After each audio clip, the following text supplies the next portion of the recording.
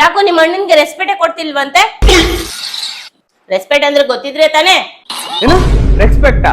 ಶ್ರೀಕಾಂತ್ ಸರಿಯಾಗಿ ಮಾತಾಡು ಅನ್ನೋದು ರೆಸ್ಪೆಕ್ಟ್ ಅಲ್ಲ. ಶ್ರೀಕಾಂತ್ ಅಣ್ಣ ಸರಿಯಾಗಿ ಮಾತಾಡು ಅನ್ನೋದು ರೆಸ್ಪೆಕ್ಟ್. ರೆಸ್ಪೆಕ್ಟ್ ಬಗ್ಗೆ ನಮ್ಮ ಹತ್ರನೇ ಮಾತಾಡ್ತೀರಾ? ಕಾವು ಕಾವು ತರಕಾರಿಗೆ 200 ರೂಪಾಯಿ ಕೊಟ್ಟಿದ್ದೆ, ಮಿಕ್ಕಿ ಚೇಂಜ್ ಎಲ್ಲೋ?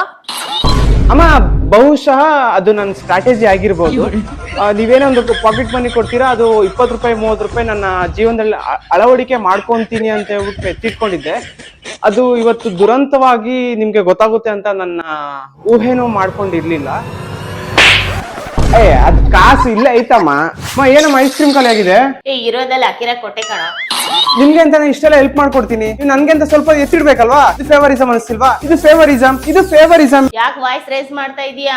ನನ್ನ ವಯಸ್ಸು ನನ್ನ ಇಷ್ಟ. ನೀವ್ಯಾರು ಕೇಳಕ್ಕೆ ನಾನು ಹಂಗೆ ಮಾತಾಡೋದು.